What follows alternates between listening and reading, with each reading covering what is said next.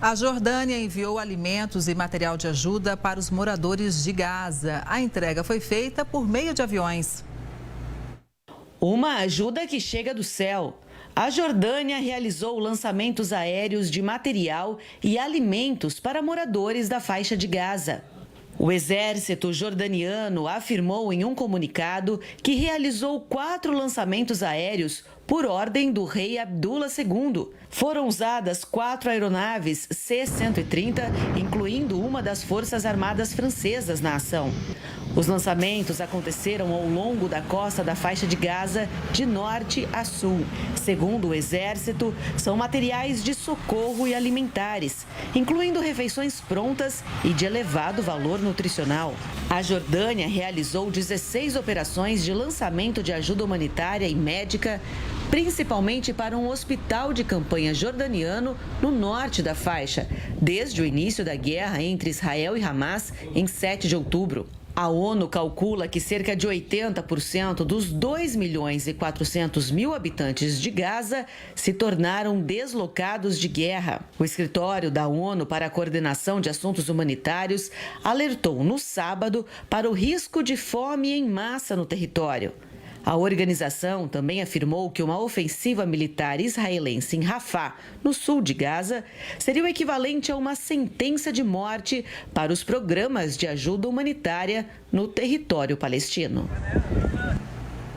Pois é, enquanto isso, a região norte de Israel sofreu um intenso bombardeio nesta terça-feira. Os ataques foram lançados pelos extremistas do Hezbollah, que a partir do Líbano apoiam os terroristas do Hamas. Então, quem chega para analisar esse momento da guerra no Oriente Médio é o Lier Pires Ferreira, PhD em Direito Internacional e pesquisador da Universidade do Estado do Rio de Janeiro e da Universidade Federal Fluminense. Seja sempre muito bem-vindo, Lier, ao Conexão Record News. A gente vê de um lado, né, esse drama humanitário, 80% dos moradores da faixa de Gaza são considerados deslocados, muita gente com risco iminente de fome e essa situação complicada para a ajuda chegar, né? Boa tarde mais uma vez.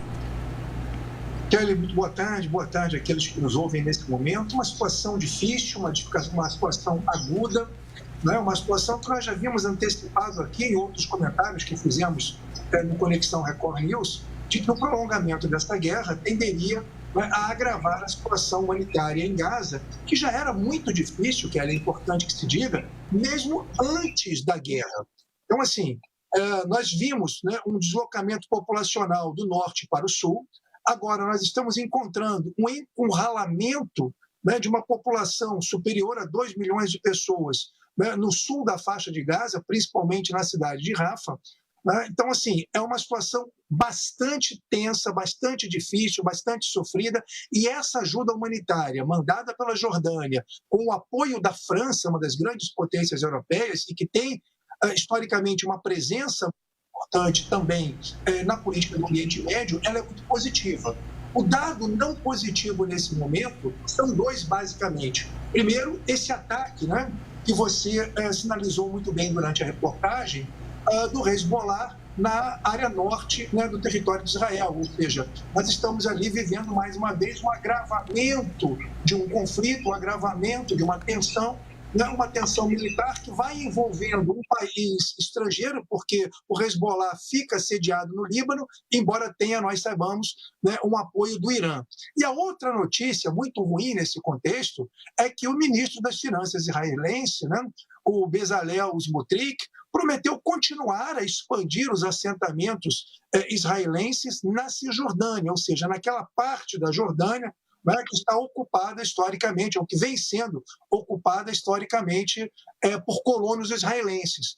Então, esse é um elemento de agravamento, porque parece que a reação internacional crescente contra a política expansionista do Benjamin Netanyahu, Israel responde exatamente, ou seja, o governo Netanyahu responde exatamente com a expansão ou com o prometimento da expansão dessas colônias já tão criticadas, não apenas no mundo árabe, mas por toda a comunidade internacional. Então, assim, a ajuda humanitária é muito bem-vinda, ela é necessária, ela é vital, né, para que nós possamos acolher essas populações civis. A gente deseja realmente né, que essa população civil seja a principal beneficiada dessa ajuda humanitária, remédio, alimento, mantimentos e outros elementos, mas também a gente tem que notar que o agravamento do conflito com a presença do Hezbollah e a promessa de uma expansão dos assentamentos na Cisjordânia são elementos que tendem a radicalizar o conflito, infelizmente. Pois é, infelizmente. Por enquanto, a gente ainda não tem luz, né? A gente não sabe realmente quando, de fato, tudo isso vai acabar. Lier, você citou a questão da França nesse apoio à Jordânia e depois o presidente francês afirmar que não descartava o envio de tropas da OTAN para a Ucrânia, vários aliados de Kiev se pronunciaram contra a ação. E a declaração também provocou um alerta do governo russo. Vamos ver. Estados Unidos, Alemanha, Reino Unido, Espanha e outros aliados europeus de Kiev se opuseram ao envio de tropas ocidentais para a Ucrânia. As reações foram registradas após o presidente francês Emmanuel Macron não descartar a ideia durante uma reunião em Paris. Uma porta-voz do governo espanhol disse que, no momento, é preciso focar na entrega de material e que a União continua a ser a arma mais eficaz contra o ataque de Putin. Donald Tusk, primeiro-ministro da Polônia, afirmou que o país não considera enviar tropas para a Ucrânia e que essa é uma postura comum dos primeiros ministros de países que já forneceram muita ajuda militar ao governo de Kiev. Já o porta-voz do Departamento de Estado dos Estados Unidos reforçou que o país não vai enviar tropas para lutar na Ucrânia e que o secretário-geral da OTAN descartou qualquer mobilização de soldados da aliança. As declarações de Emmanuel Macron provocaram polêmica na Europa, obrigando aliados e opositores a se posicionarem. De acordo com um conselheiro da presidência ucraniana, Kiev viu como um bom sinal a fala do presidente da França. Já o governo russo alertou que o envio de tropas da OTAN para a Ucrânia tornaria inevitável um conflito com mais países da Europa e que só o fato desse assunto ser discutido já é um novo elemento importante na guerra. O chanceler francês se pronunciou nesta terça-feira e especificou que as tropas citadas por Macron seriam dedicadas a novas ações para apoiar a Ucrânia, como o combate a ataques cibernéticos. Pois é, a gente lembra que mais de 30 países fazem parte da OTAN. Acho que vale, né, professora, a gente contextualizar aqui que na OTAN é o seguinte, é um por todos e todos por um. Se um país da OTAN for atacado, todo mundo se une para combater aquele país que atacou. Acontece que a Ucrânia não faz parte da OTAN, mas se a OTAN coloca tropas dentro da Ucrânia, claro que abre um precedente aí para você dizer, olha, a OTAN está me atacando ou está combatendo, entrou efetivamente nessa guerra que já tem mais de 2 anos. E aí Vladimir Putin fala o seguinte, olha, aí vai ter que ampliar a guerra, nesse caso, para outros países da Europa, ou seja, ele faz uma ameaça. Mas a pergunta que fica é, realmente a Rússia teria fôlego para encarar a força da OTAN, professor? Olha, Kelly, parece que o governo francês não vive os seus melhores momentos, porque parece que há uma desconexão muito grande entre os diversos segmentos. Vamos lá, por um lado, né, acabamos de comentar a ajuda humanitária muito bem enviada, né, para a população civil em Gaza.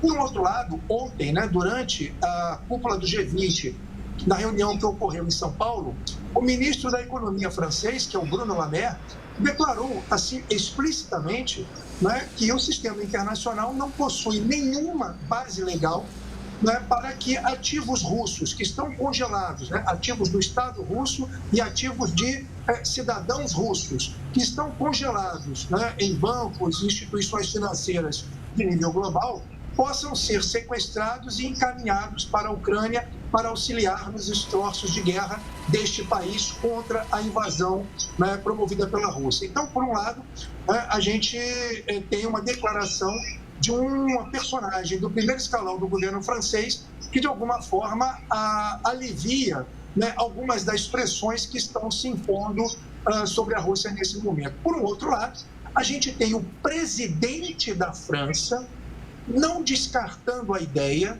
de uma reunião de tropas da OTAN que é uma região, um pacto, um pacto militar, que tem 3 das grandes potências nucleares do mundo, a saber, Estados Unidos, Inglaterra e a própria França, opondo-se numa guerra em território europeu, porque a Ucrânia ocupa o leste europeu, combatendo uma 4ª potência militar nuclear europeia, que é a Rússia.